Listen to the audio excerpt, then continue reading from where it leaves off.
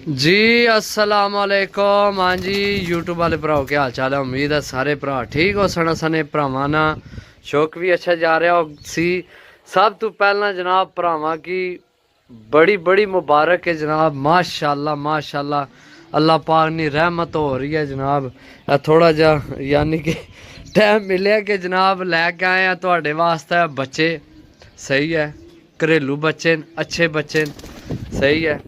Check करो जनाब total 11 piece ने जिन्हों विच एक ए सेबे वाला वड्डा पीस है, एक ए दूसरा पीस जनाब सही है। तस्वीर वालियां विच गोल्डन जेड़े दो पीस जी दोस्तों। एक ए टैडी मादी बहुत आउट क्लास नहीं मादी है। 3 पीस हैं विच वड्डे लेकिन तीनों माशाल्लाह बहुत आउट क्लास हैं। तो बच्चे घरेलू बच्चे जनाब सही है। वैसे तो पता है भी असी आम बच्चा जेड़ा ना फड़ फड़ा विच 600 500 700 तक दे छोड़ने, लेकिन ये जनाब घरेलू बच्चे न सही है। हूँ इस पासू वीडियो साफ नहीं आ रही, मैं कोशिश करना तो बिल्कुल क्लीयर इस पास वीडियो साफ आ रही है।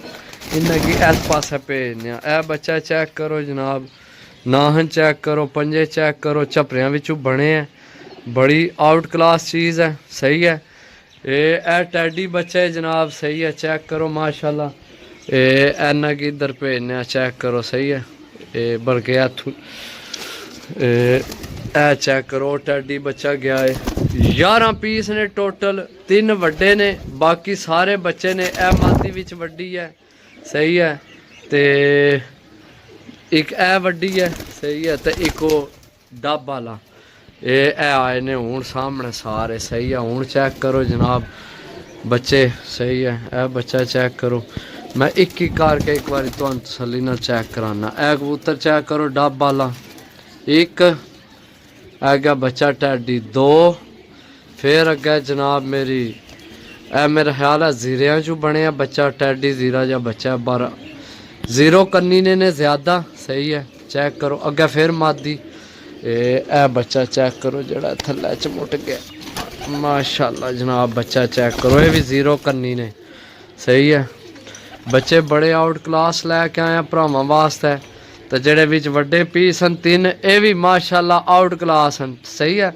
लेकिन ये जेड़े वड्डे पीस हैं ना इन्ना ना जनाब ए हुण हो गया एक, ते ए 2 ते ए मादी सही है। इन्ना ना जनाब 600 रुपये पर 3 पीसा ना।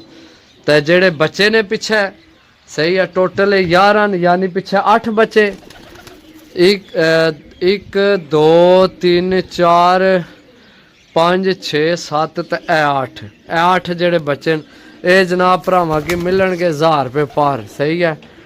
तो बाकी जनाब जेड़े 3 पीस ने वड्डे वो 600 रुपये पर देने कट्ठे ही न सही है। मतलब कोई भरा आखे जनाब बच्चे चाह दो तो वड्डे विचू रहन दो, या कोई आखा वड्डे चाह दो तो बच्चे रहन दो, ये कट्ठे ही देने ने सही है। चेक कर लो 0 कन्नी ने बच्चे ने ज़्यादा, ए बच्चा भी 0 कन्नी ने सही है। ए भी तो चेतर वास्ते जनाब बड़े अच्छे बच्चे लैके आए भरावां वास्ते घरेलू बच्चे ने सही है।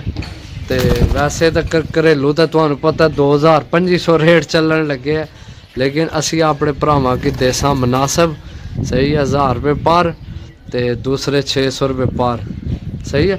तो मिलसा अगली वीडियो, तब तक इजाज़त दो। अल्लाह सोने ने वाला है। अल्लाह हाफिज़।